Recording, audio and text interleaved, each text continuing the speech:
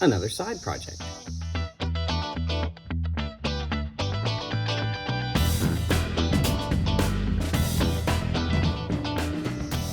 I am currently waiting on a number of parts to do real things that need done, and I'm avoiding wiring like the plague because the diagrams that I have are horribly hard to read, and they did a poor job of choosing colors on the Triumph TR6. So we're going to do something more fun today. This is the original shift knob off of it. This bolt is just in there holding it. Well, it's a pedestal, it's not actually part of it.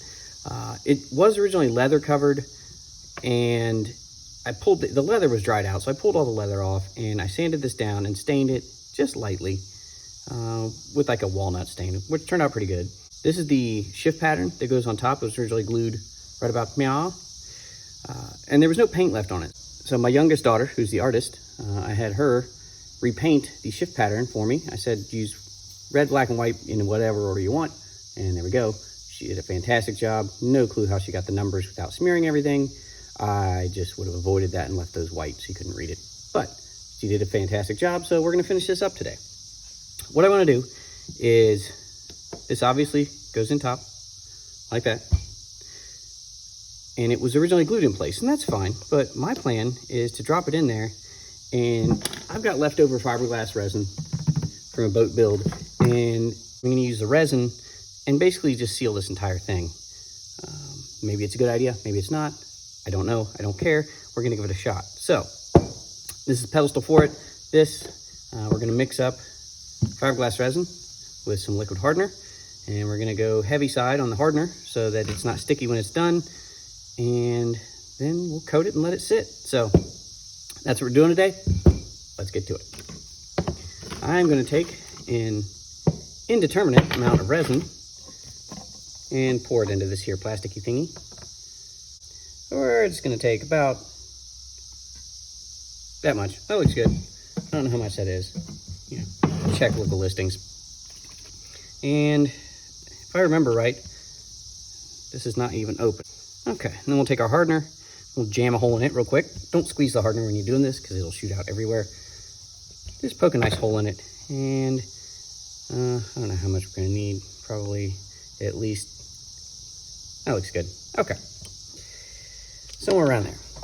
Then we'll take our lucky screwdriver. Everybody's got a lucky screwdriver. If you don't have a lucky screwdriver, well, get one. You need one. We're gonna mix all this up. 30 seconds to a minute, not too long, because it'll start set up really quick because I used a lot of hardener. A lot of hardener. And it also uses in an extremely well ventilated area because this stuff stinks. It's not good to breathe in. So I've got all the doors open and I'm standing way back from this and keeping this at arm's length. If you have fans blowing this away from you would also probably be a good idea. But you don't want to breathe this stuff in. It's nasty. That's probably good. Okay. Now my plan is completely winging it. Not sure what we're doing here, but I'm going to use this to sort of stand it up like that. Well, that part worked, so that's good. I'm going to pour some of the resin underneath this shift pattern so it actually sit in there and hold it in place just like that. And the rest of it we're going to pour over the top. Something like that. I want to make sure it goes all the way down on all sides. Yes, I like it. Looks good.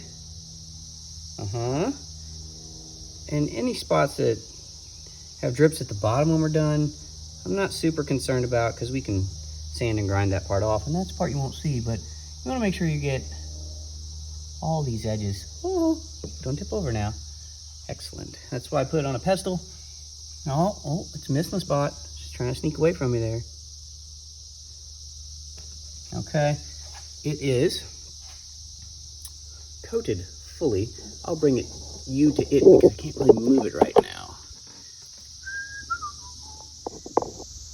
Okay, it is fully coated all the way around nicely. Look at that. That is going to be friggin' cool. So thanks to my youngest daughter for painting that. I could not make it look that good. You made it look fantastic.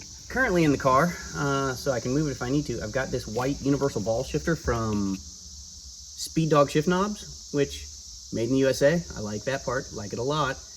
It is universal, however, it's not universal. At least not for this, because English cars aren't universal, they're English. It came with a 3/8 and a 7/16 adapter, basically, to go onto the shifter itself. And the threads on this TR6 are 5/16 18. So basically I just took another brass fitting I had, tapped it to 5/16 18, and brazed it inside the insert that it came with. Which, if you don't know what I'm talking about, let me spin this off and show you real quick. So this is a 1/2 inch, or this goes down to a 1/2 inch fitting, and I need it smaller, so it's 5/16 18 brass fitting that was really, it was originally a sleeve for like a brake coupler, and drilled it out, tapped it to 5/16 18, and basically soldered or brazed it in the middle of it to thread it on. So far, I haven't had any problems with it, and then this, of course, is the big hole, and this just threads on here after that.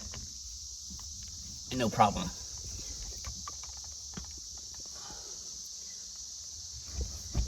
And there you go. So it wasn't quite universal, but I'd buy it again. I'd use it on anything else. Made in the USA, you really can't go wrong with that on a lot of products. So Speed Dog Shift Knob, so far, really good stuff. Shout out to them. That's gonna do it for today. I've got to clean up this mess, which means I'm just gonna let it dry and throw it out later. And then I'm gonna let this sit, and I'll come back and keep checking on it, but that is gonna be one pretty shift knob. So hopefully I get parts in soon so I can quit doing these tiny side projects. However, tiny side projects add up to really nice finished products. So had to be done, needed to be done. And with that, we'll see you next time.